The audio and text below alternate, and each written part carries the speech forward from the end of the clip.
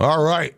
Welcome to the Ralph Rant. I am your host, the Ralph, here with special guest Tommy from the Mafia Sports Report. And we're talking about Buffalo Bills in the NFL, about the miracle that just happened last week. And I've got a lot to say about that, as well as talking about the upcoming game and all the news from around the NFL.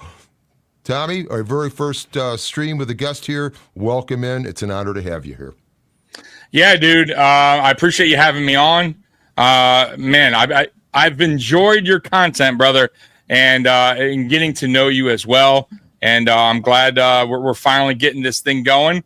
And let's talk some Buffalo Bills football, brother. And I've got to say, and I got to throw the shout out to you for being really the first major podcaster in the Buffalo Bills space that reached out to my channel, and you've been a great help, and that's been awesome, and we're having a lot of fun with it here. And we already have somebody in the house here, and I'm going to make sure I've got the comments here showing. Absolutely. So lots of great advice. But I don't know where we want to go. I guess we were all concerned about hearing about Ed Oliver and the injury he suffered in practice, apparently being stepped on during practice on Wednesday. He was seen in a walking boot, although it is reported he was playing ping pong in that walking boot.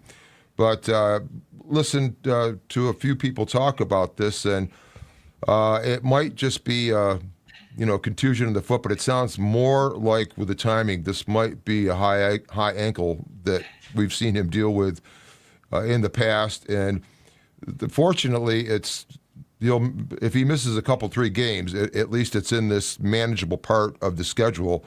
We're so happy we got the 1-0 to start to get into these next 5 games before we're talking about the bye and then getting out of that and moving on. Yeah, it's a bad timing, but in a way, at least it's early in the year. We're not in playoff mode just yet, where players are going down. But high ankle sprains are no joke. This isn't a soft tissue type of injury. Indeed.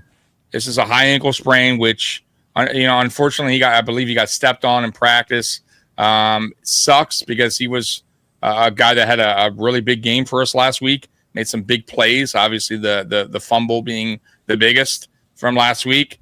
But this is where players need to step up. TJ Sanders, Walker, and more likely it's going to be Sanders that gets the nod. But yeah, it's these are never good when you have a high ankle sprain. That's why he's in a walking boot. Hopefully our new strength and conditioning coach can get him back to form. But usually with high ankle sprains, they are a couple weeks. So sometimes it's longer. Going to be. Yeah. So I don't expect him to return soon. Right. I would be shocked if he's available for Thursday night's game against the Dolphins. Yeah, and that's too quick. And fortunately, with a couple of division games, that's maybe not such a bad thing with the way the division is, and give him the time to get better. Now, I understand that Zion Logue has been elevated, and I found that interesting that Logue was elevated over Jordan Phillips, but I think Logue is more of your 2-gap style of nose tackle. And really, the Bills played some 2-gap last week because of the concept of the Ravens and how they run. And while the Jets are not the Ravens, some of the concepts are the same. And we're going to see not a lot of throws from Justin Fields, probably the Jets really trying to get Braylon Allen going. And we'll see how that works, but I think Logue definitely is, your classic one tech, a 2-gap nose tackle, and that might be a big help, especially if we can get some interior penetration. And then the other big difference with the Bills' defense this year is of course we still have Greg Rousseau, but the fact is we now have both ends. We've got compression type edge players, defensive ends, and rather than your lighter, bendy kind of guys that would be quicker, and I think this helps because we've gotten good compression on the ends. It's just the interior pressure has to work with it, and hopefully we see the Bills have some success. Zion Logue did look pretty good in the preseason, and there was a lot of words about him being probably looking a good bit better than he did when he joined the Bills last year midseason. Yeah, we'll see I think the real reason why they bring him up is because of the defense last week against Baltimore. The run defense, it wasn't too good. Maybe they're just looking to clog the lanes a little bit better against the Jets running attack, because the Jets are a similar offense in a way how they use the run first. So I expect them to do that. This is a copycat league. They're going to see what the Ravens did last week. They're going to probably attack us early on. But they probably bring up Logue just for that alone, to see if we can get a little bit better there on the defensive line on the front. But I do think Sanders is a guy to keep an eye on, who's replacing Ed Oliver. I think he's an impactful player. I think he can be, at least. And I think you're going to see the best of Sanders on Sunday, and you're going to see why the Bills were so high on him when they drafted him in this year's draft. Well, it is one kind of there's a silver lining to it, I guess I'll say, because when you're talking about how the Bills were in stopping the run last year, and now they've really stocked up on the D line, and I think the D line didn't have that bad a game last week. It's really the second level, Milano and Bernard, and even Taylor Rapp. There was some lack of triggering. We even saw some communication problems in that game. Yes, where the Bills are trying to communicate on defense over Bills Mafia screaming in the stands. It will be interesting to see how the defense is able to communicate this week, being on the road in the Meadowlands. I don't think that really played a part of the miscommunication. I'll be honest with you, Ralph. I think that was more of a younger Cole Bishop in the back there, a younger defensive line. But really, it really boils down to the safeties. I think the miscommunication there between Bernard and Cole Bishop. You never had that issue when Poyer and Hyde were back there. That's what made those two special. The communication was on point. Last week, that it kind of showed, right? The younger guy back there, miscommunication. Ravens they did that on purpose, right? They got to the lineup. They called their plays in quicker to get us off track, and it worked. I don't think it really had to do with the crowd. I just think it was a big opening game, a big moment, right, for a lot of these young guys. And lessons learned, right? You went against one of the best rosters in the NFL. But you're right on Milano. You're right on Bernard. I thought they played poorly in that game. And I don't think that continues. They're really good linebackers. It's a good duo right there. I thought our defensive line, it wasn't the best. I thought Joey Bosa in the first half was not on his A game. I thought in the second half, caught up in a couple. Yeah, of he got caught. RPOs. But second half, yeah, Bosa, being a vet that he is, adjusted, and that's all you got to do. You got to adjust as a player as well. Understand where what you're doing wrong. And that's what makes a vet, right? Especially a good vet in Bosa. I'm glad he adjusted. It showed it in the game. I thought Rousseau played okay. Ed Oliver, I thought, was obviously the best player on the front, on the line there. I think Daquan Jones is a problem. I've been saying it for 2 years now. I think he's a shell of himself. I think the Bills made a huge mistake on bringing him back. I think they should have. I think they should have addressed it last year, to be honest with you, and understood that Daquan Jones coming off that injury was not the same. They rolled the dice with him again this offseason. You needed a true one tech, in my opinion, next to Ed Oliver to make Ed Oliver really flourish. I know everyone has their opinion, but Daquan is not himself. He's not the same player. He's just not. He's like Star with Trulay when Star came back. Yeah, and it's not only that. It's the fact that Ryan Nielsen really doesn't favor employing one techs. he will put a man in the spot and Whoever's there, though, Ralph, that's fine. But put somebody that can produce more. That's my point. I don't care if it's a 3-tech, 1-tech. I'm just saying Daquan Jones is a shell of himself. He's not a guy that should be starting next to Ed Oliver. Matter of fact, he's hurting Ed Oliver because Ed Oliver is a hell of a player when he has the help next to him. That's kind of like when we talk about Deion Dawkins being a great left tackle, but what makes him great too? A guy next to him, right?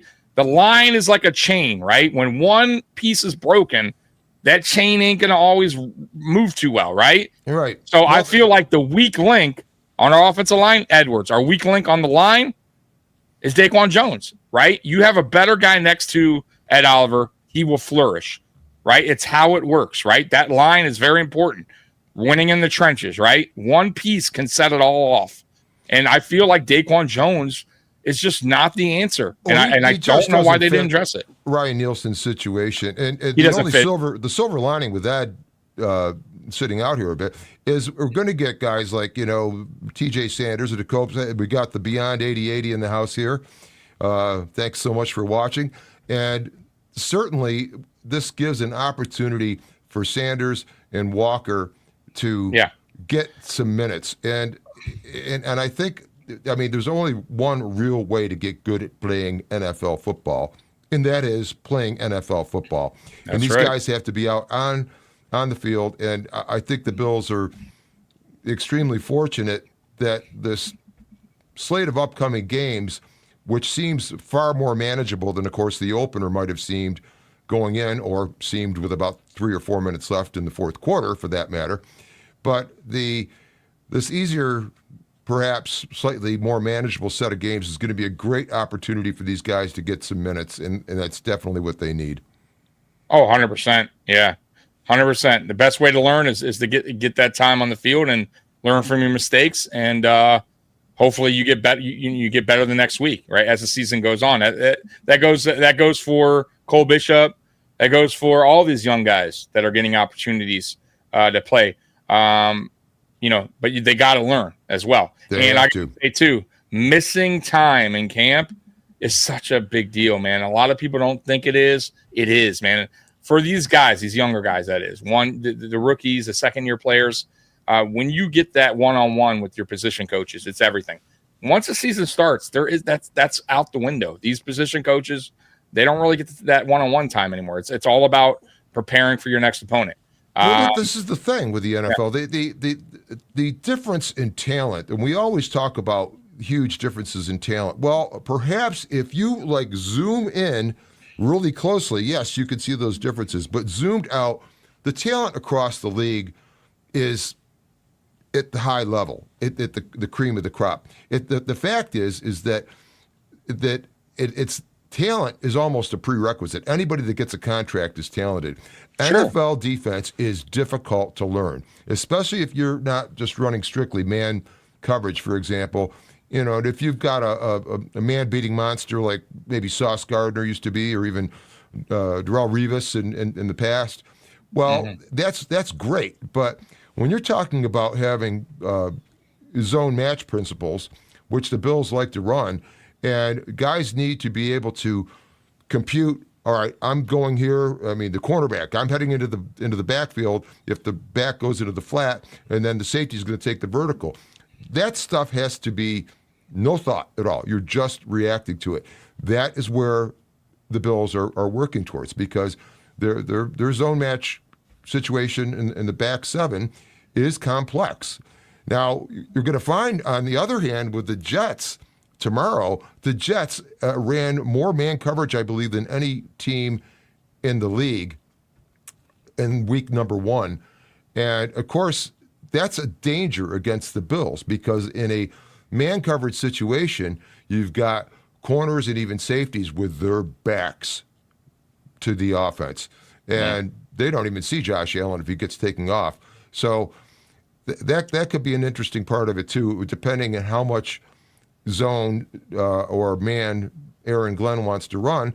And, of course, that same Aaron Glenn, how many points did the Bills put on Aaron Glenn's defense at Detroit last December put a pretty good Quite a number on bit. him, I believe. Yeah, quite a bit. Yeah, the Jets defense, I don't. They are not the same that they were a few seasons back. I feel like they regressed. I don't know. I know they lost a few players, but they still have some talent over there. But they are just not the same defense that was up and coming when you're talking about some of the best defenses in the NFL. And it really, honestly, it started kind of last year with Saleh, who was there, and you would think the defense would be clicking, but it just wasn't. And then you go into last weekend's game, giving up 17 in the fourth quarter was unacceptable. That was a game they should have won. And I felt like they started off good. And not only that, too, if you look at that game, time of possession, they beat the time possession. They had 10 minutes time possession. So it wasn't like the defense was gassed. There was no excuse for them to give up that many points to Aaron Rodgers and that Pittsburgh Steelers team. I just don't. So yeah, I don't fear the Jets defense. I don't think they're the same. I think the Bills defense. I think the Bills offense will easily, in my opinion, get into that 30 range. I'm thinking about 34, 36 points around there. It really boils down to in this game is our defense, right, and what our defense could do against that run. For me, this game is real simple. You take away the run, and you force them to be one-dimensional and go to the pass, and I think you have that game in control. Invite Justin Fields to a shootout. That's exactly the thing you want to do. Yeah, and that's a bad recipe. That off.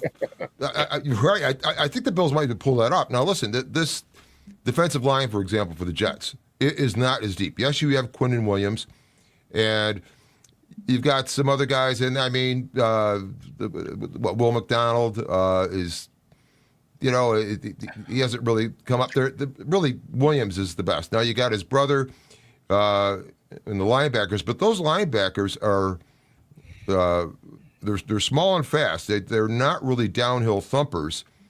And then on the corners, the other interesting part about that, first of all, Sauce Gardner has been dealing with some manner of injury. I don't think he's out, but he's definitely got something going on.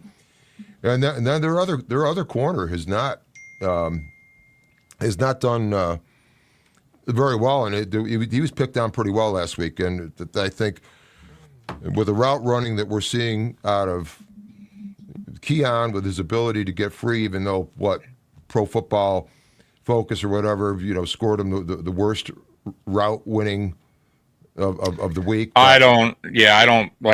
Listen, when it comes down to that whole grading and all these other things, stats, people that go by stats all the time and grades, and every week there's a different ranking. Listen, guys, I could tell you this: don't go by that crap. Go by. I'm a true believer in the eyeball test. And if you're going to talk about a game, talk about it because you watched it. Don't talk about it because you read the box score or whatever, or you went off PFF's grade on.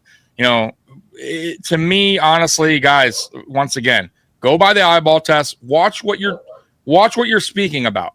It's very important. Watch it, please, because there's plenty of games where I could look back and you go, man, Allen had 3 interceptions. Okay, but what caused the interceptions? Did you see the guy? Right, you don't. Right, you have no idea what led to that. Right, drop pass, fumble, hit him in the chest. Bounce. Is that Allen's fault? No, but you are going by the stat sheet and you're going, Allen had him. Must have been a bad game. You have to watch it to talk about it, right? And a lot of these analysts, especially national media guys, most of them don't even understand who's playing who, right? I heard a guy last week or 2 weeks ago saying that the Bills lost to the Ravens in the playoffs. It's like, what are we doing here? What are we talking about? If you don't even know the games, what's happening, you can't talk about it. So just be aware. And I'm not saying all grades and stats are wrong, okay? There is some that are accurate. There's some that you can go off by. But for the most part, guys, watch the game, judge for yourself, and after that, it's all opinion based, and that's fine. You know what I mean? Ralph may tell me, "Hey, I think so-and-so had a good game. And maybe I say, I didn't see it that way. And that's okay, right? That's what makes it fun. But at least he watched. At least he's going, hey, my eyes said that. And I go, hey, my eyes said, and that's okay. And hey, speaking of watching, we've got 4 in the house right now. Let us know. Give us a comment. Let us know what you're thinking. Join in. This is kind of an impromptu one that we just put together this afternoon. But there's never a bad time to talk about the Buffalo Bills. Never. And speaking of that game last week, it's just a couple of points on that. Certainly, you had people worried. You had part of the stadium even empty out, and which was that's a whole nother story. Yeah. And the Bills had that huge win and the miraculous at the end. Now, listen, the stadium would have still been full. Let's say for example that the Bills had won 34-20, for example. Everybody had been happy. Oh, Bills look great. With the national sort of sentiment, especially in the media, it might have been more a story of, wow, the Ravens' early season woes, they can't pull it off. But for most of the game, the Ravens looked like the unstoppable juggernaut. And the point I want to make here is that some people will say, okay, well, the Bills lucked out. All right, yeah, that's luck when Knox tips that pass, and then Keon Coleman yells at Shakir, and you could see Shakir pull his hands back not to go for it. He's like, I got it. And yes, that's a huge chance. But I think the thing we have to realize about that win in that team, that the Bills having that experience of being able to win like that, being that far down, that late, when would you expect them to ever be in that kind of situation again over the course of the season? You've just gotten done playing what was considered, one of the best teams in the league. You came back like that. If you've proven to yourself as a team that you can deal with that and get by that, they'll be able to deal with anything that happens this season. Mm-hmm. And for that same reason, a guy off Pro Football Talk just tweeted the other day, I beat him to it because I predicted this back in July, but he indicated, yeah, maybe it's overreaction, but to me it looks like the Bills are going to go undefeated and win the Super Bowl. And having pulled that off, we'll see. Awful long season, 17 games, but we'll find out what's going on. Hey, we got Fume Drummer in the house, and let's see what he has to say here. 250 were at the game and never left early. Yeah, well, right. True. So so going back on that. So look, man, I'm a true believer in, for the most, honestly, for it. If you're a diehard, whatever fan you are, team is your team. You go down with the sinking ship. I don't care if it lose. It don't matter, right? You're going to be there for the win. You're going to celebrate. You're going to go down with them as a loss. I mean, that's the way it works. So, and you never know what's going to happen. You just never know. I don't care. I've seen crazier things happen, right? I've been watching a long time, since '89. And get out of here, my dog. And I watched the comeback for the Oilers game. Yep. It's a moment I'll never forget. I wasn't there, obviously. I was a young kid watching on the couch while my mom's boyfriend, Dolphin fan, was just talking mad shit.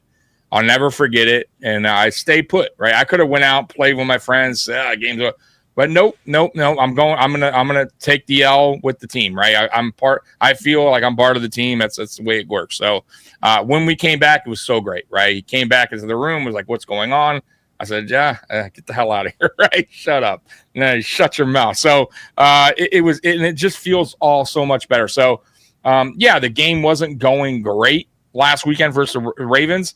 Even I was like, man, I just don't, we're not getting stopped. So, we're down 15. Yeah, even if we score every possession, it doesn't matter if we can't get a stop. Now, typical Bills, if we're talking in the past, let's be real, we have not come up with big defensive stops or defensive turnovers in meaningful games, right? We just that's kind of been our MO, right? Dating back especially in the playoffs, right? When we need the defense to actually give us a break, right? Just get us that. They really haven't had that.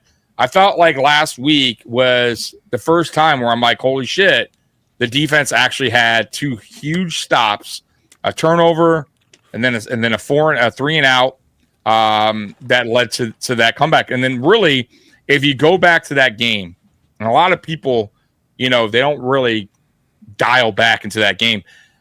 A lot led to that comeback. A lot of just things that kind of bounced our way that typically in Buffalo doesn't happen. We've been on the other side of bad luck, right? Yep. I mean, talking about in the course of the history of the Buffalo Bills, we've had some major things gone the wrong way, right? This game here, wild. The first half, to close the first half, getting a field goal with probably a half a second on the clock, 3 points on the board. Then you go towards the second half, right? We're talking a missed extra point. Huge, right? At the time, announcers aren't really paying much attention to it. Still down 15, not a big deal. You talk about the punt down to the 1 that just slides over the sliver, yes, right, leads to a touchdown. We don't know if that ball is actually at the 1. We don't know what happens on that drive. We're in the end zone now. Back to anything bad could have happened at that time. You're talking about the catch by the tight end who the hell saw that coming? And by the way, a tough catch where he was fumbling the ball, around. Haas, got it. He caught the ball 3 times, right? Yeah. So you're talking about that catch by Haas, which was unexpected. The tip pass, right, that you brought up, that Coleman made, that was not even going his way. That was intended for Shakir initially. That was tipped by the tight end. I believe it was Kincaid that tipped it. I think it was Knox that tipped it. Was it Knox? Yeah. Either Knox or Kincaid tipped it. Then, if you really want to go crazy with this, I feel this way. Maybe you feel differently. If we make the 2-point conversion at the end there with Coleman, the game is tied. I don't think the Ravens play conservatively on their last drive. And the way they were clicking, who knows what happens there at the end of the game. But because they were up, they played a little bit more conservative, ran.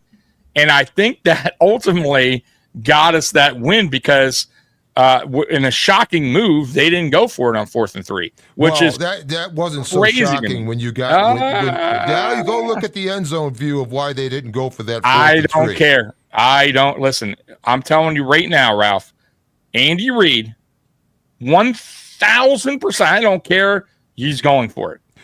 1,000%. I don't care about Reid. The reason they didn't go for it, and when Lamar Jackson was doing his presser after the game, why did you guys go for the 4th and 3? He said he had cramps. That's not MVP. The end zone view of that 3rd down when he threw and then it ended up 4th and 3. Ed Oliver tags him from the side, and Lamar Jackson was Superman for a couple of seconds because he flew about 10 feet. And you could see Jackson was staggering and stunned, and he came off the field. There was no way he could run that play, and they didn't have. You can hand it off to Henry. So. Henry was averaging nearly 10. Felt like 10 yards of carry. I don't care. I'm telling you right now. And listen, it doesn't matter if you're putting in the defense. If you're Harbaugh and you're saying, hey, I'm trusting my defense. Why not trust him there? If you don't get the first down with Henry, let's say it's simple as handing the ball to Henry. He doesn't get it. Let's say he picks up 2, right? And then, okay, you still got all timeouts left. You still could hold the Bills to a field goal. You still can go and get another drive, right? I'm just saying, for me, you end the game there. That's a McDermott type of move. You got when you're going against the best, Ralph, in my opinion, and the game's on the line. I don't give a shit. And it's a makeable 3 yards. You go for it. And that's one thing I hope McDermott starts to learn as well in the playoffs. You have to be aggressive at times. And Lamar, I get it. He got drilled. He got whatever was going on with his leg. It doesn't matter. You call yourself an MVP, right? They're chanting it on the sideline. You're all up for that. You guys, this is your revenge game, right? Is what they called it. Then you toughen it out. You get out there and you get that 3 yards. So, in my opinion, if I'm a Ravens fan, no, I'm not happy with that call. Absolutely not. Absolutely not. I don't care how it was going at that point. Well, what you're really not happy with is really Harbaugh with the number of late game giveaways, that too. leads. I mean, absolutely, that's now becoming lore, and definitely. And Fume Drummer, you're here with the whole outcome of the game pivoted on Henry's fumble. Without that single event, the entire AFC East would be 0-1. Well, true, but I think if you even heard McDermott talk the other day, every one of these things, if Dalton Kincaid doesn't get out of bounds with about half a second or a second left on the clock at halftime, if that ball's not tipped by Knox, and if Shakir, the extra point was made by the Ravens, doesn't pull his hands back to try for the ball because he hears Coleman shout, "I got it," and all of that. But I think the big point of it is that true, all this stuff happened, but what must this have done for the Buffalo Bills? And what must it have been like to understand that we were in that position and pulled it off? And it's probably a good spot to go ahead and drop in a shameless plug, because I'm going to be asking Bills' former linebacking star Arthur Moats that very question when he will be joining me on the Ralph Rant Wednesday, October 1st, 8 p.m. Put it on your calendars. We'll be getting out some stuff about it. But that's one of the big questions I'm going to have for him. What does that do for a team? And what would the effect on the team, how would the effect have been different if, say, the Bills had won 34-20, to say, easily cruised, couple of touchdowns. Yeah, we're confident. Yeah, we're good. But even though the fans hated seeing what Henry did to the defense for a good part of the game, but what did the way the Bills won actually do for the club and in its psyche? And I'm very interested to ask him that when we get to that point. Me personally, I don't think it. I think it hurts more for the Ravens side than it does the Bills, because if you go into the psyche part, like I get where you're going with it. It's a great question, actually, but I think it hurts more for them because they had going into that game. I don't think the Bills had any. This wasn't unquestionably. Yes, I agree with that. I was talking about just from the Bills' standpoint, but as far as the effect on either team, you're right on with that point. Right. So going into that game, I don't think the Bills had an agenda, is what I'm trying to say. It wasn't we need to prove to the world that we are the best team in the that. Now, if you flip the script, though, the Ravens went into that game with this narrative that Lamar got screwed. He is the MVP. That if Zay Flowers played, the whole game would have been different in the playoffs. And they had this whole game circled on their calendar that they were going to prove to the world that they were a hose. And it's true, because the sideline was, chanting MVP, and they were Zay Flowers over there waving to the crowd, and they were feeling themselves, and they had that game circled. And for them, for their psyche, losing the way they did, that has to hurt. That has to absolutely hurt. Especially since it was 2 in a row versus the Bills. That was their last game and this game. Yeah, with their full roster, really. Yeah. Really. So I don't want to hear it, from Ravens. This is the way it works. And I will say this too. One thing you can't teach is heart and fight, right? You either got it, you don't. And I felt like the Bills showed that more heart, more fight at the very tail end of that game when it mattered the most, right? And the Ravens simply did not. They shut down.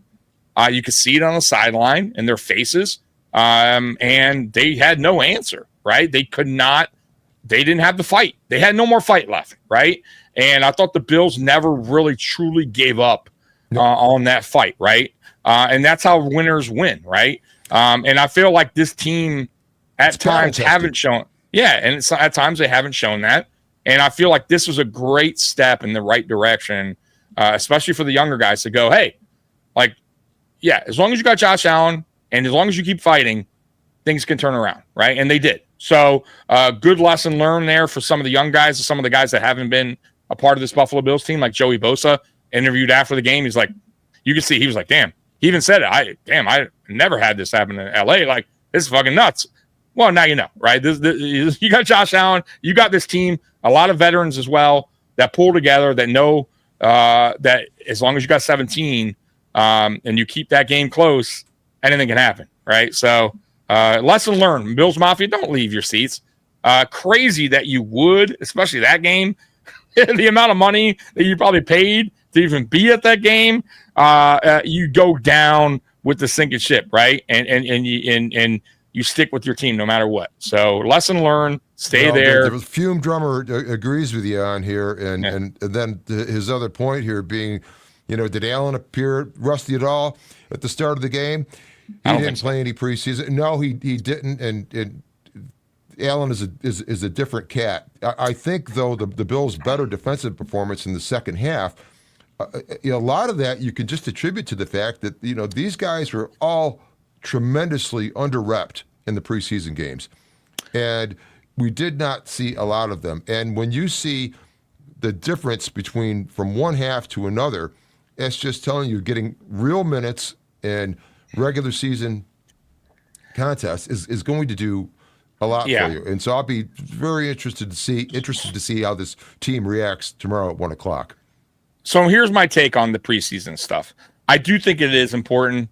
I do think there was a slight mistake by not starting some of the starters, because normally, when we had 4 games preseason back, before they went to 3, your third game was the dress-up game. That's where most starters get at least a quarter, sometimes a whole half.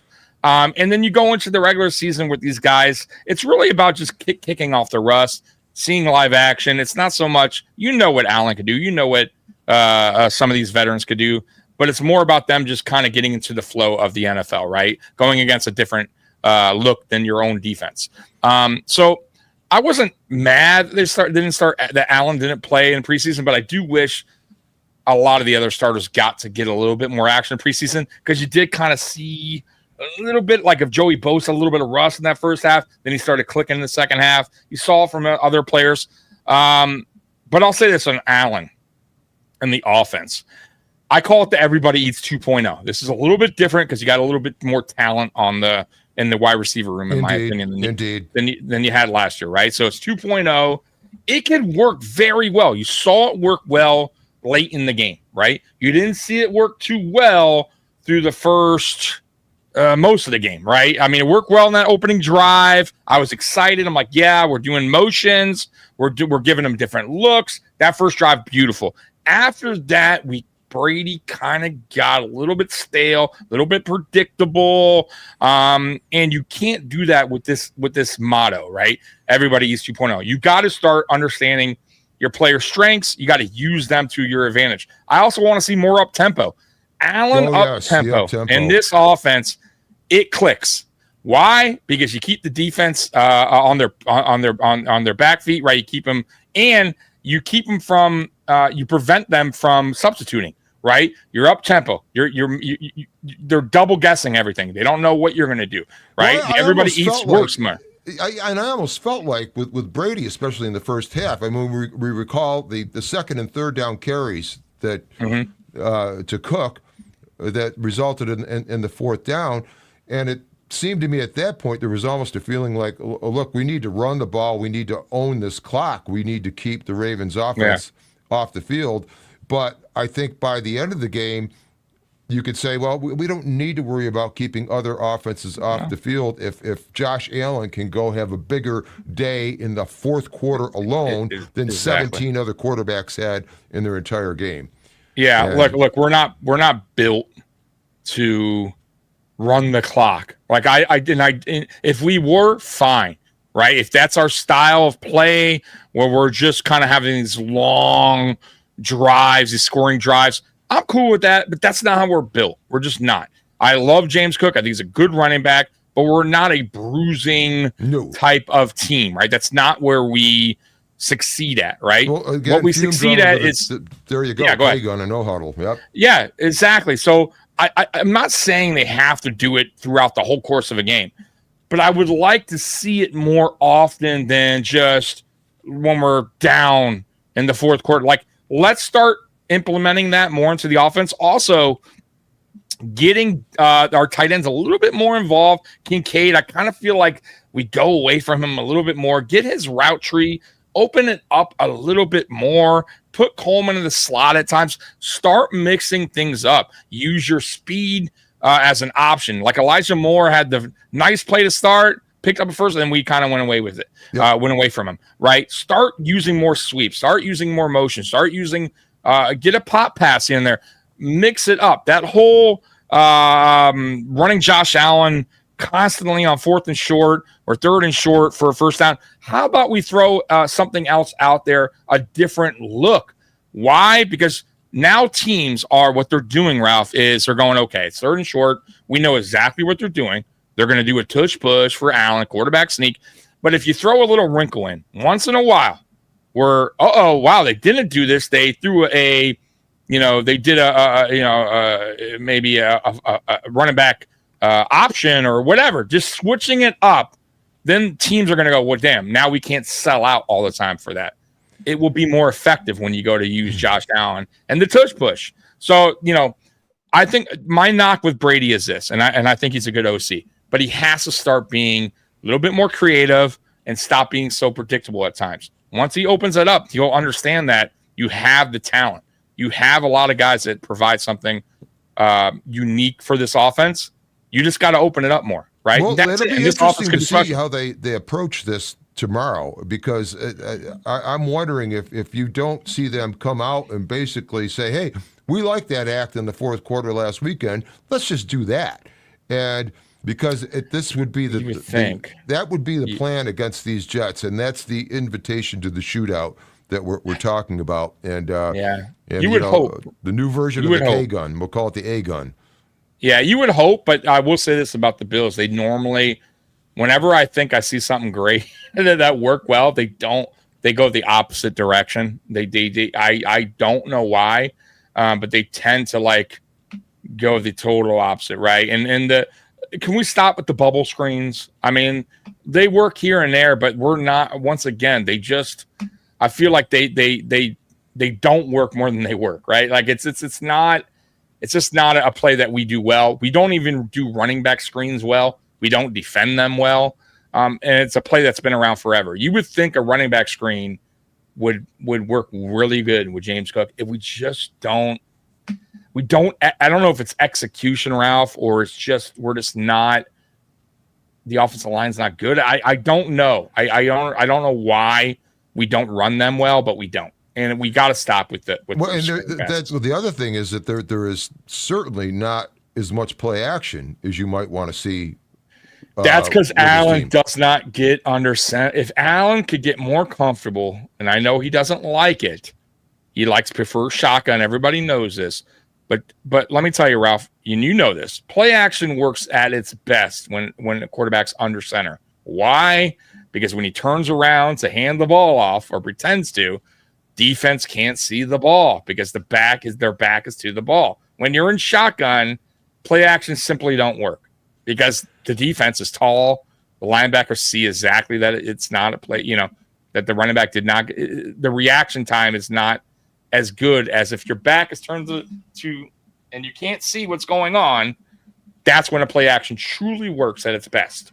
I'd actually like to see if they run. They were working on the pistol some in the preseason, especially in practice.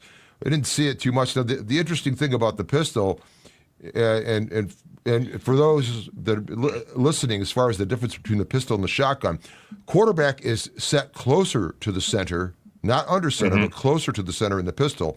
And then you have a back that could be behind him rather than alongside. Creates some interesting things. Number one, a back can get a running start on a play fake, which is huge. And also the fact that the ball gets to Josh Allen a little bit more quickly than it does if he's further back in shotgun. Yeah.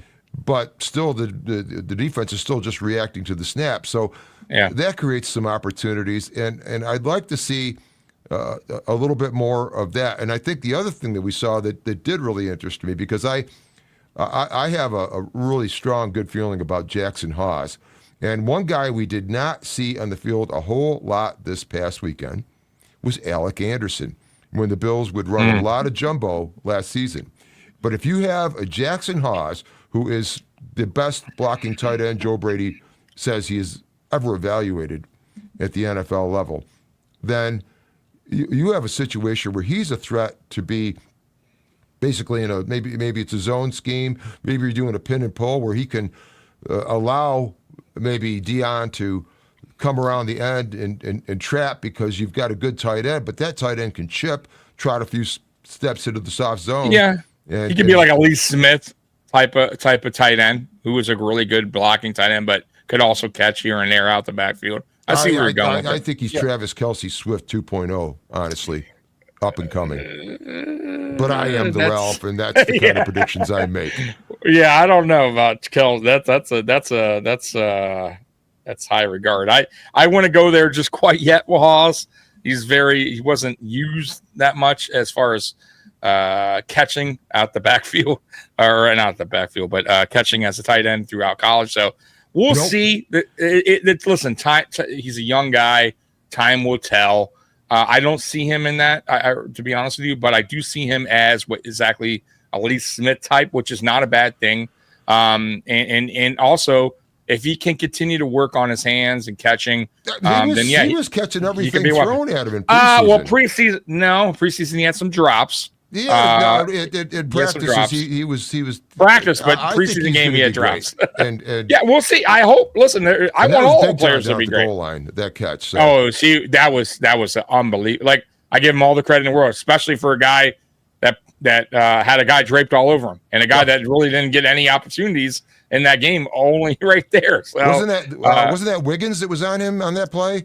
I'm not sure. I have to go back. He just muscled in front of him and he caught the ball 3 times. I think they should award him 3 catches rather than 1. Right.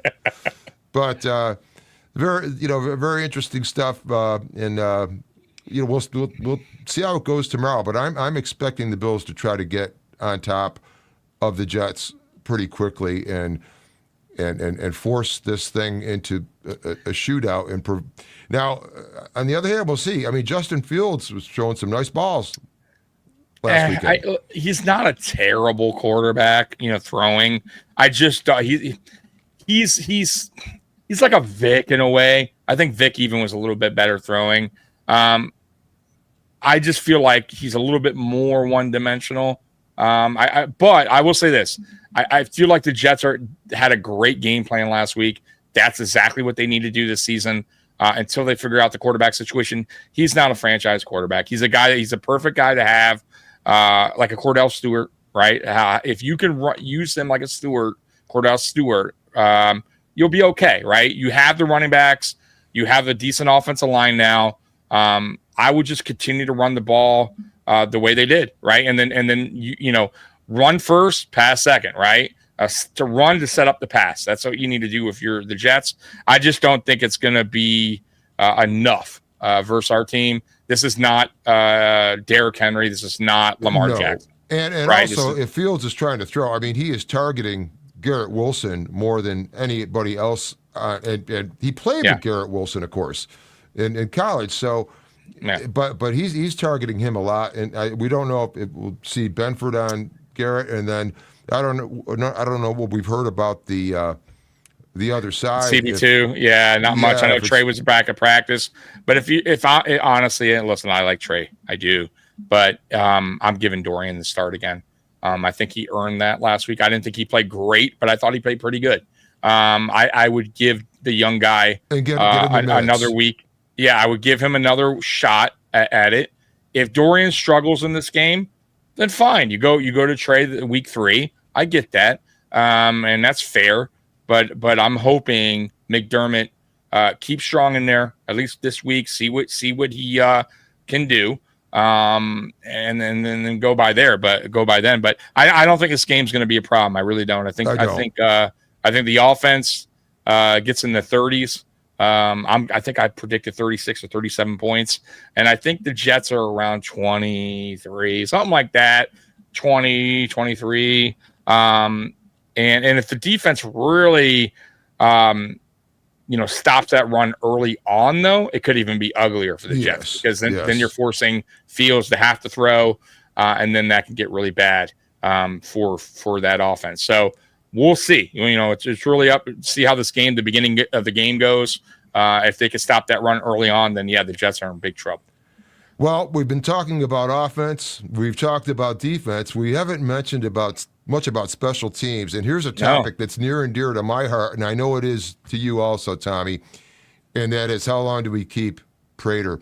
Now, tell me in your heart of hearts, when Prater walked out onto the field right from the start, from his very first kick, for points, there wasn't just some kind of a comfort that there wasn't like the Bass anxiety. Correct. Did you feel that? I don't know. Yeah, dude, it was odd, man. I felt so comfortable with Prater being out there. Yep. His kicks were crisp, clean. I really didn't have any worry. I didn't. I get he's an older kicker. He probably doesn't have. Oh, I love some of the shots of him on the sideline. Yeah. Dude's got more wrinkles than I do. He's up there. And listen, I don't think he has the power he once had. I get that, and I don't think. And Bass has probably the bigger leg at this stage of their career, but Bass is just so inconsistent. And with this injury that he has, mind you, Prater just got signed. They officially signed him. To 53. So I'll say this: if Prater continues the way he's kicking from week one, over the next 2 weeks, let's say, I think they put Bass on season-ending IR. There's no way you could pull Prater at that time. If Prater's kicking still good, no issues, right down the middle like he's been, at least in week one, you cannot make that change. You can't. No. It's a really risky thing to do. The team seems to trust him, and I mean the way he entered this and came in and did this was so cool.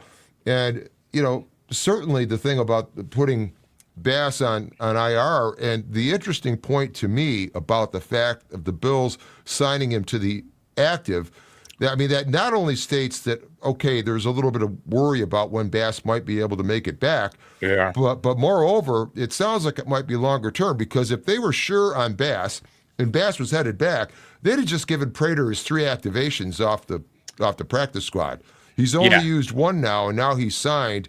And if at some point, for whatever reason, Bass comes back and he's super kicker, and he comes back out, then you put Prater back on the practice squad. He does still have a couple of activations left, but I got to say that I think McDermott was really, really tiptoeing in his presser about Bass. We like Bass. He's our guy, so forth and so on.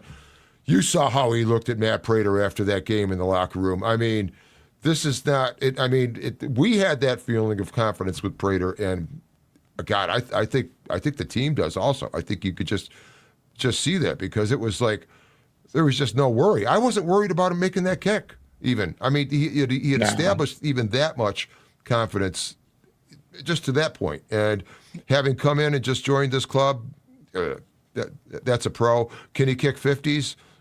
Nah. Well, we don't worry about 50s. We'll get the ball closer. I mean, with this offense and this quarterback who is, now, you got to change the 3rd letter of his last name to I, because this cat is different. Allen is an alien. Yeah. So with Bass, forget the injury that he had, but it's a groin thing. It's actually what this pelvic thing, and I heard pelvic. Yeah. So that's Trimble talk about it with Joe Marino. And apparently, it's essentially where the 2 sides of the hip meet, basically right behind the genitals, and there's cartilage in there, and that can get inflamed easily. And boy, they thought they might have had it under control. And then he goes out and kicks against the Buccaneers, and you could tell he wasn't getting real good wood, because when a kicker is getting great wood in the ball, you'll see straighter kicks. When he's not getting as much wood because the ball can be off balance, it's going to act even more like a golf ball than a golf ball will, with either hitting a draw or a cut. And actually Bass, his miss is basically a cut. And that ball is going to cut more when it does not have as much force on it. And that's people were talking about those kicks sailing.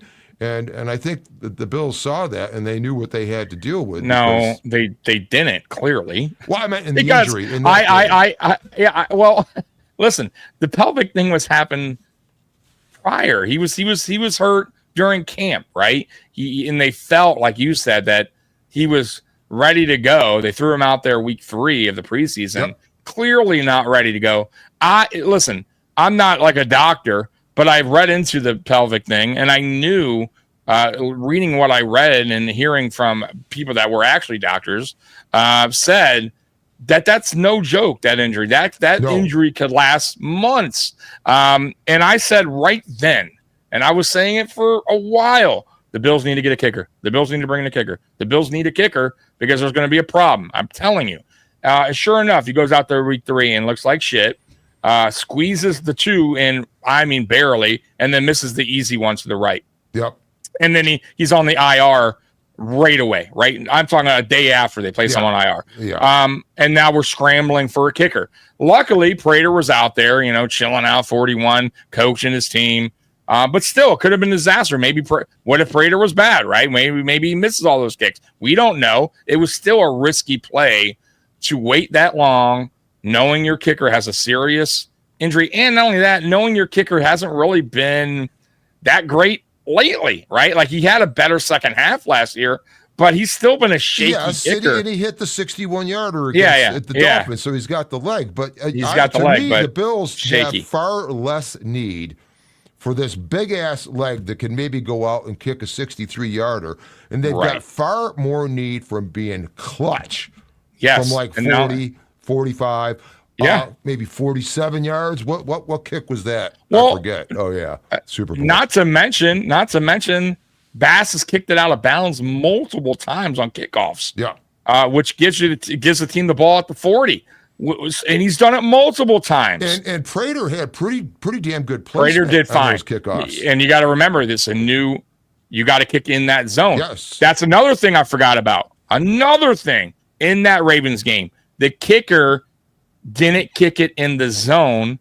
We had the ball at the 40 that led to a touchdown. See, all the little things in that game made a difference. But also too, we you know what, a little surprising, we cut our punter after the game, and our long snapper Ferguson was giving him so much credit after the game about how he's works the hardest at holding the ball for the kicker, and then we wind up cutting him, bringing in a bigger leg kicker.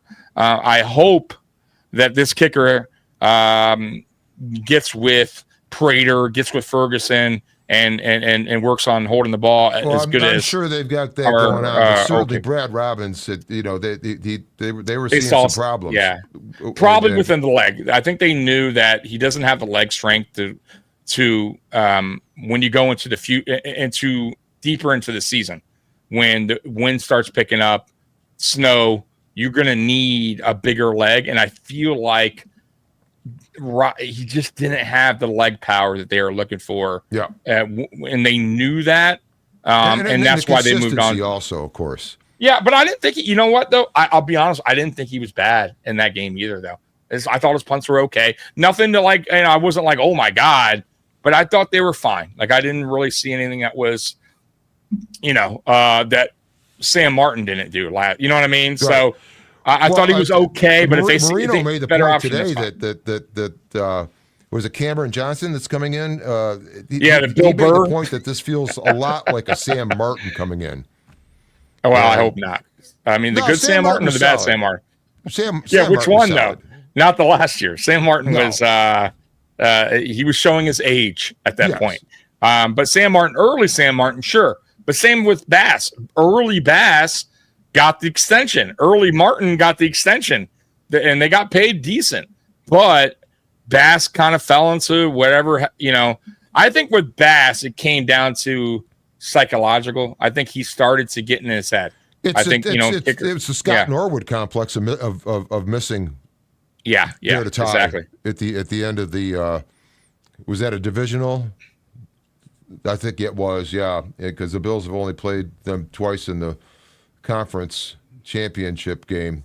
Norwood wasn't even a bad kicker, to be honest with you. He was actually he actually made a big kick to get us in the next round of a playoff game. I forget what game that was. He wasn't terrible. He just missed the ultimate kick. Yeah, Right? You know what I mean? And it's but and I think it has to be understood that the Bills, over their history with, of course, the 4 Super Bowls, the 4 falls, which guys like you and I, of course, I'm an older dude. I've seen all of that. But then there's also, the drought was difficult, and then this business of getting close as we've gone through the last few years with Allen and so forth. There's something that actually builds up from that, even though you didn't get the win. Should they have gone and won the Super Bowl if 13 seconds is 12 seconds? Probably, but when you get to win that game, what does that do to the team after? Well, we don't know with the Bills. But what we do know is that these Bills, having gone through these things in the overall history, but then especially the recent history with the exits due to just the Chiefs or the, of course, it was the Texans in the very first one, Bengals. But then otherwise it's just been Chiefs and Bengals. And that builds something up. And that's why I've been calling this the season of reckoning, where we're going to see Buffalo, when they do it, it's not going to be just making it. I think they're going to crush it. They're going to crush. And this first game, the way they were able to win this, I believe is going to have an effect on this team that wouldn't have manifested as that effect had the Bills won that game with 34-20. That's the score I've been using as the possibility. Yeah, I hope you're right. I do. Look, I try to be down the middle with everything and honest and as best I can be, and how I look at everything that's gone on here in Buffalo. I appreciate McDermott, I appreciate Bean and everything they've done, bringing this organization from the bottom of the worst, to a team that's a Super Bowl contending team year in, year out, a team that's won the AFC East 5 straight years. Like, I appreciate all that, but at the same time, listen, I'm a person that set goals in life. We all do. We all should. And I feel like, when you bring in a new coach and you're rebuilding, your first goal should be to go to a playoff or to get a wild card, like the acceptable. And we set that, right? We did that against Houston. Our next goal should be the East, right? To win your division. We did that. Our next goal should be to win the AFC. We still have not. But our ultimate goal, and by now, should be the Super Bowl. There is no more other goals to be made, to be honest with you. And certainly, I'm not a fan where certain fans, and listen, I can't tell you guys how to fan out, but certain fans are fine as long as their team is good in the playoffs and they can at least say, hey, we don't suck. At least we made the playoffs. Like, I can't do with it. I'm not that kind of fan. I want more. I expect more out of year 9 when you have a quarterback that is on an elite level, that there's only probably 3 of them in the league out of 32 teams. You're blessed to have that guy on your team. And obviously talking about Josh Allen, you need to get to a Super Bowl with that type of quarterback, because guys, they don't come around much, right? Like, once again, there's good quarterbacks in the NFL, but there's not 3 elite ones like we're seeing right now in the NFL, right? And to get your hands on another one of those guys could take years, right? We know this, right? We went through the drought. We understand what it's like to have a Jim Kelly here, right? We've seen it firsthand. So I can't sit back and just be okay with being a good team, getting exited out of the playoffs, having to rebuild, having to talk about what we need. We got to stop with that. There has to be a time where Bean has to go, you know what? I got to stop looking about the outlook on this team, the outlook, the outlook. It has to be now. You have to start. You have to ask. I think that's what happened here in this offseason. It was February I hope. 5th. We were in the middle of the Super Bowl hype, and it was February 5th when they hired Ryan Nielsen. And Ryan Nielsen, that whole thing is a plan. It was not just, here's a good coach, let's bring him in. It was an entire plan to create this attacking front that the Bills are attempting to create. And that carried through with the free agent signings, Joey Bosa, Ogunjobi, Michael Hoyt, who will be a monster when he comes back. And then that carried into the draft with the selections of TJ Sanders. You got a fast corner and Max Hairston. And then Deion Walker, Landon Jackson. Walker's going to be a game wrecker. I do think that the not settling for just that, I think he had a meltdown, and I hope you're right. Dude, I really do. We're only week one in, or week one's passed, going on week two. But I'm a when we talked about earlier, eyeball test, right? I'm a true believer in, I got to see it to believe it, right? Week one, okay, it's out the books, right? I'm not gonna continue on that, right? Let's see what we can do moving forward. Let's see what Nielsen can provide. Let's see these young guys progress, right, and get hopefully better throughout the season. But right now, my outlook and how to get this team to Super Bowl, until I see this defense truly be what you think it could be with Nielsen as the addition and helping out, I'll still say what I said last year. I think this offense needs to be at an elite level going into the playoffs and play almost nearly perfect football for this team to get to the Super Bowl. And not only that, I really truly believe McDermott has to figure out the things that he's doing wrong and figure that part out as a head coach, because we talk about players all the time hitting a ceiling, right? And it is true. Everybody has a ceiling, right? Some players haven't reached it. Some players have high ceilings. Some players have low ceilings. Some players just hit it. It goes the same for coaches. Coaches have a ceiling. And I truly believe McDermott has hit his ceiling. I don't buy I do. Now, you may not, and that's fine. But what has shown you that McDermott, what has shown you out of 8 seasons, this is his 9th, what has shown you is progression in the playoffs with things that he's changed. Listen, we're still struggling on defense, right? And I don't care about Ryan Nielsen. I'm talking about right now through 8 years of McDermott. We've gone through now a defensive coordinator and Leslie Frazier. He's fired 2 offensive coordinators, and the offense is what makes this team go, right? The defense under year 9 is still having issues. It should never, ever, ever be that case for a defensive-minded head coach. If you're an offensive-minded head, put it this way.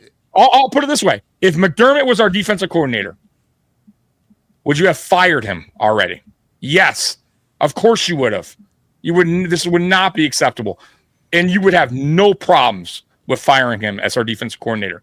Of course. But we look at it as, well, he's our head coach. We're winning, right? But why are we winning? We're winning because you have, what I said earlier, a top 3, maybe the best quarterback in the NFL leading the way. Take Josh Allen off this team and put in Baker Mayfield. I promise you, this is a 7, 8 win team, maybe 9. It's not a 13, 14, 15 game win. That game yesterday does not happen, or last week does not. We do not pull that victory off with Baker Mayfield, and he's a good quarterback. So, listen, McDermott, I like him. Good coach, but he has to figure shit out, right? And I will say this. I'll give him credit for this, Ralph. I thought last week, one thing he's always been pretty bad at, he did very well, and that was clock management. I thought last weekend versus the Ravens, he did a very good job with clock management. He also did a very good job coordinating with our special teams coach on that last play. Executed perfectly, and I got to give him his due. So I do shit on McDermott a lot, but I also give him praise, right? I don't do this whole, because I don't like him, I'm going to always shit on him. Well, I think McDermott has good coach. We have to stop blaming the defense on him. Yes, he's a defensive-minded head It's his coach, scheme, though. but he's It's his scheme. not what It's his it's scheme. not his scheme this year. It's That's not? the whole point. No, that's You've got 100% a his scheme. completely different scheme. I saw nothing. You saw something week one that you thought was different than any other week? I saw them play the Ravens, but saw this nothing defense is going to be far more. I hope attacking. you're right, Ralph. Listen, I'm with you. It's week one. I get it, but I have to see it. I didn't see it week one, so I can't really go on. Oh man, things are definitely changing for the defense. It's week one. Week one did not look any different than the last time we played our defense. I'm telling you. Like, now, can it change, Ralph? 1,000%, 100%. No doubt about it. But I have to see it, right? We got it.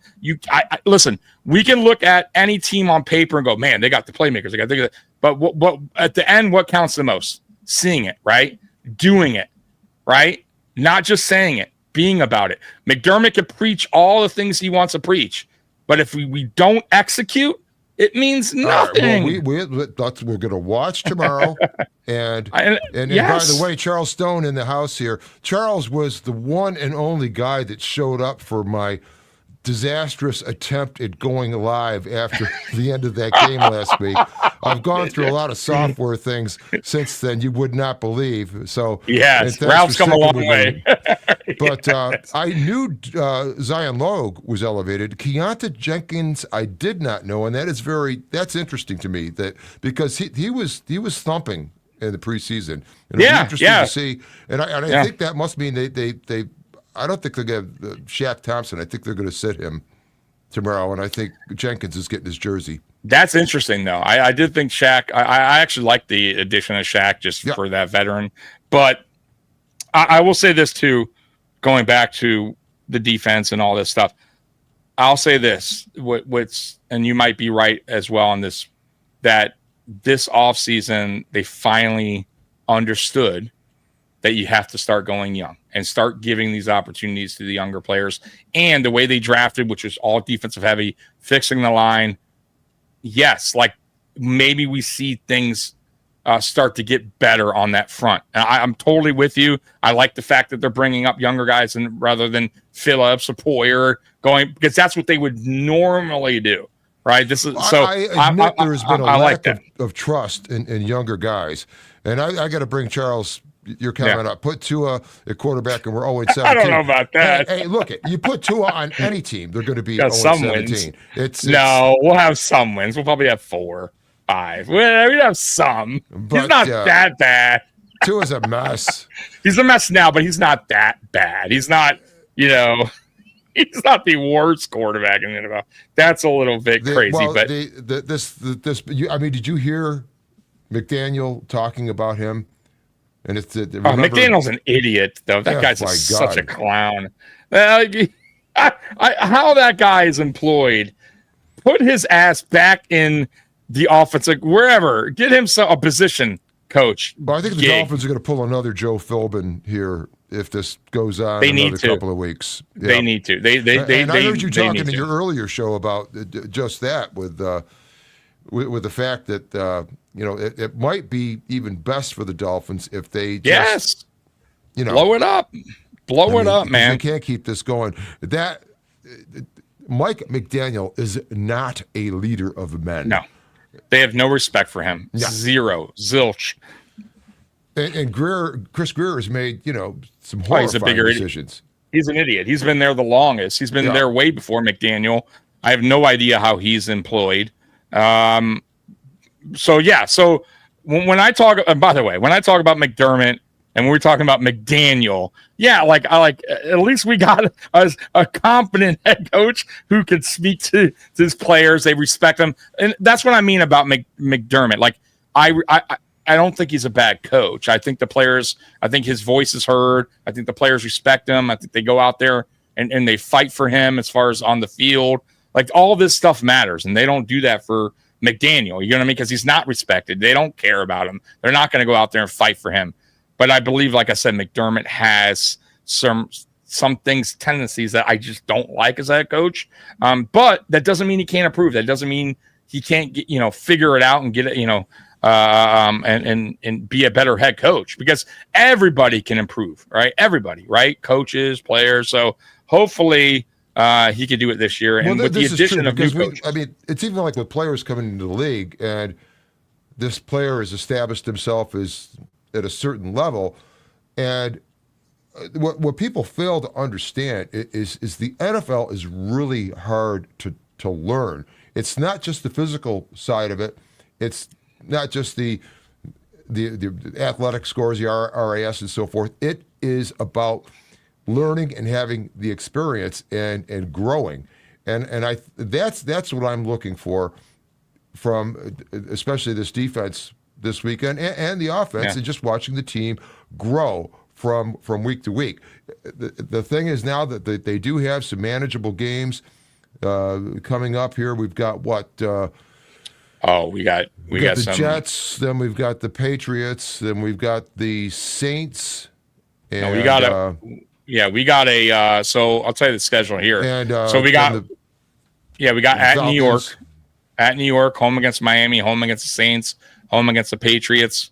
At Atlanta, we got a bye week. At Carolina, and then here's where it gets a little bit rough down the after the bye. At Carolina, obviously that game should be one we have. Then we play Kansas City at home. That's always the dogfight. At Miami, by then I think Miami is just totally toast. Yeah. But we're home against Tampa. Tampa will give us a little bit of a fight. We should win, but that's not going to be an easy game. At Houston, Houston has given us some problems. We'll see where Houston's at that time. At Pittsburgh, we'll see what Pittsburgh and Aaron Rodgers, if he's even healthy at that point. But they're going to give us a fight. Cincinnati, that game is, to me, might be the toughest on the schedule. And the reason why I say that, and I understand Philly's here, but week 17, you might be getting a Philly team that's resting their players, right? They may have their division locked by then in the NFC. I do feel Cincinnati, week 14, even though it's at home, Cincinnati plays us very well. That's for one. They know how to. They have the receivers to do it. Their offensive coordinator. They know how to slice and dice this defense up, and they usually get hot down the tail end of the season. So that game there is going to be a real dogfight. I almost predict that game going down as week 1. Baltimore. You're going to be at that game, actually. Good for you. Dude, that's going to be an exciting game for you, because that's going to be I think that's going to be a shootout. I don't think that's going to be it 10-point, 13. Yeah, I think that game's going to be. It could even be who has the ball last type of game. So now, what's let's your see. Feeling on this on the Super Bowl rematch tomorrow at 4:25? God, Philly and the Chiefs. Listen, Philly is the better team, but it's in KC. It's still Andy Reid. It's still Patrick Mahomes. It's so tough to bet against the Chiefs. But watching them play the Chargers the first week of the season, could we be seeing finally a Chiefs team that's starting to kind of break a little bit? It's possible. We are just beginning to see the full extent cracks of the dents and cracks that are in the Chiefs that were inflicted. They were kind of there, like stress cracks you couldn't see. Then it really got smacked in the Super Bowl. Yeah. And then, and then look, this business down in this game in Brazil. Where the Chargers tried to let them back in it a little bit. That game gets tied, and then it just was. I think there are dents and cracks in there. I mean, you had what's their linebacker screaming at Chris Jones.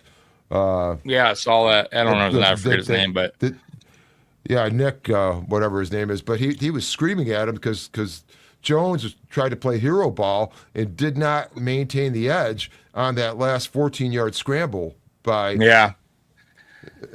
think there's cracks. I'll tell you what, man. If Philly goes into KC and that's not a competitive game, meaning Philly winds up winning by 13. Something like that, and they, and when I say 13, I'm talking about they control the game from quarter 1 to quarter 4, right? When no problems, yeah, if you're a Chiefs fan, you're gonna have to start to worry because.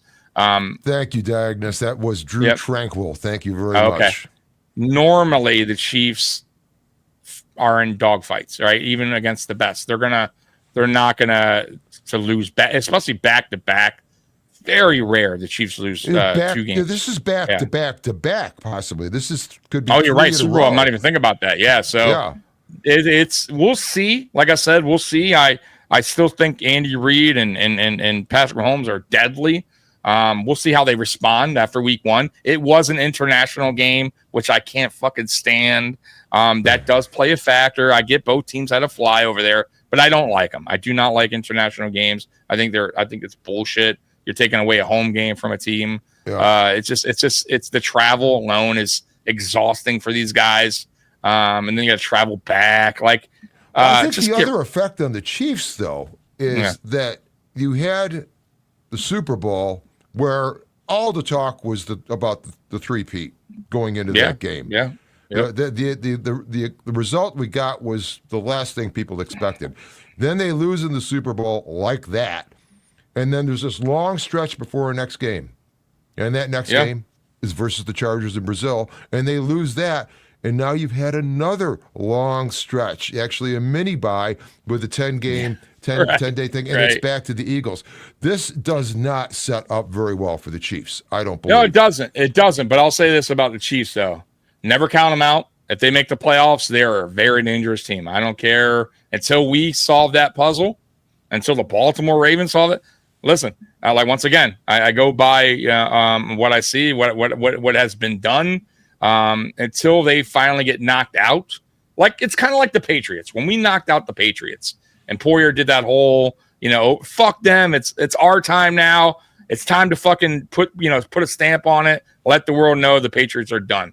And they were. After that moment, the Patriots were in rebuild mode, right? And we made it official, right? At that playoff game. We totally destroyed them.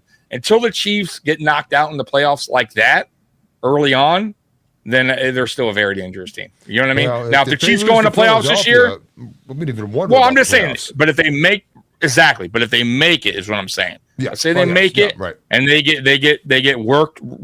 First game they get kicked out. Then they're gonna have to. The Chiefs are probably gonna have to do a whole change up there. Not with Mahomes or anything like that, Reed, but they're gonna have to figure out what's broken, right? But right now, I don't buy into it. But you're right, though. If they lose the Eagles, start 0-2, that's not a great start. But it's a long season. It's a long season. Yeah, has anybody heard, even if you're out there and if you're in the house, let's give you your comments. We've got a bunch of guys in here. It's great to see. I heard that Xavier Worthy actually had some form of participation in practice, so I'm wondering what his status might be. I don't think he'll play. I don't think this week, yeah. But, and that could be tough because he was really their most effective offensive weapon when that got later in that game. How much of that was, Philadelphia just like, okay, come on back from 34 down. But he's a good, Worthy's once again, you can't teach speed, right? And that's a deadly weapon to have on offense. And obviously Andy Reid loves those type of players, uses them very well. But I don't know if the Chiefs have a lot of weapons, man, right now. That's Kelsey's getting up there Kelsey's getting up there in age. You know what I mean? I mean, he's still effective, but he's there. He's still effective, but he's not a young Kelsey. He hasn't been effective the last 2 ball games. Yeah. So we'll see. I'm not counting him out or anything, but he's definitely not. He's not in his prime. I think he's just slowly getting out of his prime. He's still there. He's still very good. He's probably their best option right now. You know what I mean, for Mahomes. But I just don't feel like. I feel like right now the Chiefs are struggling right there with getting other players involved, and it's showing. It really is, man. Well, I just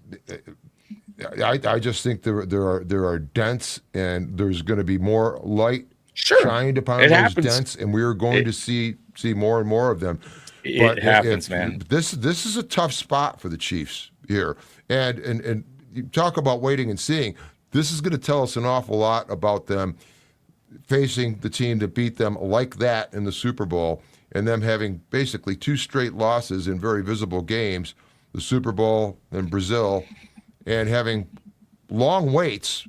Of course, this one's shorter, but long waits after each game, and then facing a tough opponent. And this is going to be a hell of a day of football tomorrow, I must say. What is, just curious, I just want to go look at something real quick. Thank you, Charles. Yes. Their schedule. I want to see the Chiefs' schedule. So they got Philly. They got at New York, right? That's a win. Let's be real. Then they play Baltimore, at Baltimore. That is, I don't see them winning at Baltimore. So they could potentially, at this point, be 1-4, right? So loss, and 1-3. I'm sorry. They could be 1-3. And then they play Jacksonville. That's a win. Then they got to go to Detroit. We'll see what Detroit team they get. Detroit didn't look too great week 1, but they're a dangerous team. They play the Raiders, Washington, at Buffalo, at Denver. Tough place to play. They don't play Denver well either. No. Then they played the Raiders have had their number also. Even when the Raiders have played them well. Yeah, you're right. Hutchinson or Aiden O'Connell. Even that game, that they screwed up at the very end. Yep. And, the Colts at Indy. Colts look pretty good week 1. At Dallas. Dallas, what team do you get? They could be dangerous at times. Then they go to Houston. Houston's giving them fits as well. Then they play Los Angeles again at in LA. Or I'm sorry, at home.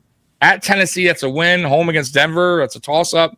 And at LA, they don't have an easy schedule either. No. So they could potentially, start if they lose to Philly, and then they win against New York, which I believe they will. They could be starting off 1-3. That's a terrible way to start. Interesting stuff. And we got a bunch of people in the house now. You've got Jimmy Key. He's seeing you. You're everywhere. I try, man. I try, Jimmy. And then got one of the Ralph Rant super fans here, straight from Portugal. John and Cecil. The Chiefs are going 0-2. It's looking like that. Yeah. Now I'll tell you what though. If the Chiefs somehow pull that victory off tomorrow, then we're having a different talks, because that's a tough Philly team. That would be something. I don't see it happening, but if they beat the Eagles, then I think everything we just talked about is kind of thrown out the window, because that would be impressive. The Eagles are a very tough team. Especially if they could strap a drool bucket onto Jalen Carter and keep him from getting other players, boy. That could be lesson learned, hopefully, for him. Because Carter, he's going to be a beast to get out on the field. Yeah, he is. I think you learn. You learn from stuff like that. You should. You should. Yeah. Well, listen, it's an emotional game, and certainly, there's just no question of the emotions, and that's what makes football great. And so it's difficult, and Dak pressed a couple of his buttons there, and he didn't like that, but nonetheless,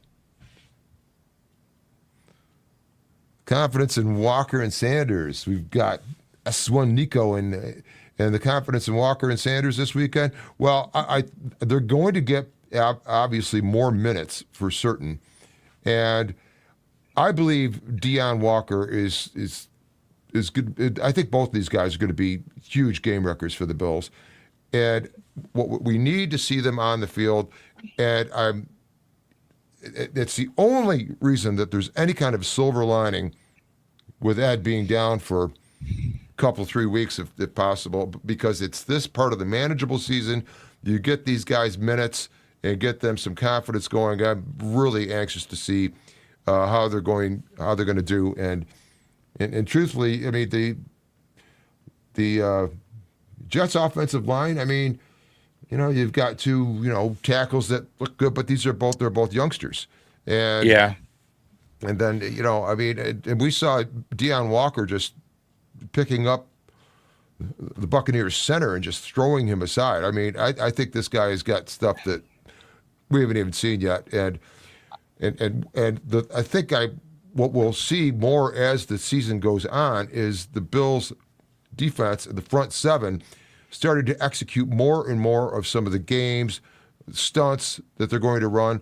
I think he's got them working together as a unit, almost like an offensive line, that Ryan Nielsen, that is, to where you've got timing and so forth, just like you would have in line play, having it in defensive line play. And since Justin Fields has been sacked on 11.3% of his dropbacks, that's just as leads the NFL, historically over the years he's been in the league. The dogs might get loose tomorrow a little bit. We'll have to see. Yeah, my favorite player out of this draft for us is TJ Sanders. I think he's a beast, bro. I think he could be really good in the NFL. And you're going to see it. You are. I think this is a great opportunity for TJ Sanders. Hey, prime time, man. Prime time 2.0. TJ Sanders. It's not Shador, man. I have confidence in Sanders. I really, really do. I like Walker. I think Walker's also a player with a lot of upside.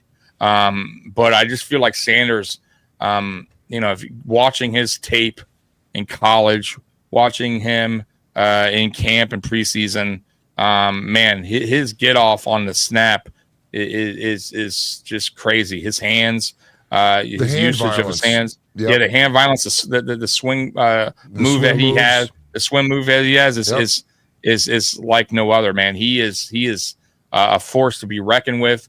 I would love to see him next to Ed on during the season at times. I'm not saying all the time, but I would love to see that combination because I think they could really wreak havoc in the backfield there. And get to the quarterback. It's funny. They talked about that. I think they were side by side in the Senior Bowl, and they were like, "Boy, wouldn't that be something?" And they end up getting both drafted by the Bills. And I think you see them as a pair that they can go out there because again, it's not only the minutes on the field, but it's the minutes with each other. The minutes that Cole Bishop is spending with Taylor Rapp on the field last week are going to benefit him this week. The minutes these guys spent last week, the things they learned when King Henry, basically, taught some pretty stiff lessons there. But it should be very interesting to see how these guys progress. I am not sold on Bishop. I got to be honest with you. Now it's early, and I'm not one of those guys that are. I always give a player a chance, and I always say like you should at least give them a couple years or 2-3 years to kind of prove themselves. But right now, early on, what I saw last year, the injuries also play a part of my thinking that he's not the guy for that position. I think Hancock next year and the offseason will get an opportunity to compete for that. I just don't think Bishop is the right guy. I also don't think Rapp's the right guy. I think they need to retool that safety room. I do. I think they need to bring in somebody to take over Rapp and get that communication down par. Hopefully we can get a Poyer and Hyde situation again here in Buffalo. I just don't know if Rapp and Bishop is the right duo back there. Hamlin is a great story, great depth piece, but he's not the answer either. So we'll see what happens. Hancock is very interesting. Hancock player. Is, well, I mean, when did the Bills ever fail on picking a defensive back late in the draft? It just doesn't happen. Yeah, it just seems like and they always make up for a bad pick. So Benford made up for Kyer, and I think Hancock might make up for Bishop if Bishop doesn't work out. I want Bishop to work out, so I don't want you guys to think I'm already doubting. It's already over. I don't like Bishop, but there's some things in his game I don't really. I think he gets caught up a lot out of position. I think his tackling at times is a little bit shaky. We'll see what it comes. We'll see. And then obviously the injuries. Can he stay healthy for a full season? Can he learn, communicate better with the linebackers and with Rapp and all that? We'll see, man. All that is stuff that he has to go through as a starter, and we'll find out. It's early. It's still early for him, but I do truly believe if he has a shaky season, I think Hancock will definitely be able to compete next year. I don't think he'll do it this year unless there's an injury. That will be very interesting to see what they do with Hamlin or Hancock if for some reason Bishop gets injured or this year. Very curious what they do. Well, I definitely think Hancock. I mean, you're going to see him as a starter. You would think. Here. I mean, he's got the shoulder right now, but I mean, you would think he and Dorian Strong. I mean, how shocked was everybody to see Dorian Strong take the field over Jamarcus Ingram? I liked him coming out of the draft. So I was surprised though that they didn't start. I was Ingram. Too. I was too, but I was saying this though prior to that game, and I told my Aramis, who's my pregame, does the co-host. I'm like, I think Strong gets it because the way they were kind of talking about him all weekend long or that week long, it would just seem like it was kind of going in that direction that Strong was going to get the start. But I was still like, with McDermott, he kind of tends to lean towards the guy that's been here already, knows the defense well. Yeah, and I was somebody's been talking him out of that, I think, a little bit. And in fact, I think you're just seeing them opt, especially, in the case of Strong over Ingram. I mean, they're looking for thumpers. And no, it's a right decision. It was clearly a right decision. Yeah. So I think it's a interesting situation with it, and interesting to see what they put out in the field.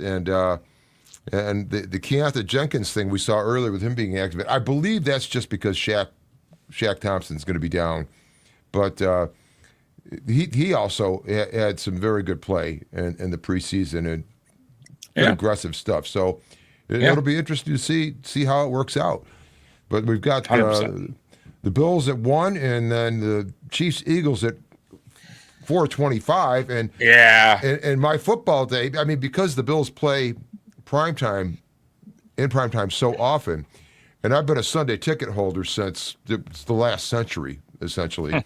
And now the Sunday ticket, of course, is on YouTube TV. So if you subscribe to YouTube TV and get the ticket, you press one click and record every single game, and then I'll sit and go through fast, going play to play in game 1, get to the end of the quarter, move to game 2, get that far, and then keep on going and cycle back through and watch maybe 4 games in the period of the 1 o'clock slot. Nothing doing tomorrow because we watch the Bills live. That's a law. So that ought to be interesting. And week 2 of the NFL season, where we are truly into it. Yep. So we sure are. So anyway, well, listen, guys, this was an impromptu get together here today. I know Tommy spent couple hours talking this morning with your AFC roundtable, AFC East roundtable, and then I think he might have gotten a chance for a bite to eat and maybe a sip of water, and then he was right on here. So the workhorse. So Tommy, thanks so much for joining me today and of course all the guidance we've gotten from you on getting this set up, and we're off and running and rolling. Guys, if you're out and checking us out right now, go ahead and subscribe to the channel, and of course the Ralph Rant, and then also Mafia Sports Report. You can check out Mafia Sports Report, a lot of live streams there also, and give us a like, and certainly looking forward to bringing you a lot more content, especially live. And I will once again plug a live show I've got coming up where I will be bringing on the show former Buffalo Bills great and Pittsburgh Steelers great Arthur Moats, linebacker, the man responsible for putting an end to Brett Favre's consecutive game streak. Put it on your calendars. That's October 1st, 8 p.m. And I've got a whole bunch of stuff I'm going to go over with Arthur, and we're going to hear a lot about what he has going on. It's going to be a blast, so make sure you get that on your calendar and tune in. And got to thank everybody for hanging out here today with us. It's been a great talk here. A little bit of fun, a little bit of fire. Yep. Been great, man. Awesome. All right. Well, everyone, thanks so much. We're signing off. This is the Ralph Rant. I am the Ralph. We're out. Be good. Go Bills. Peace. Go Bills.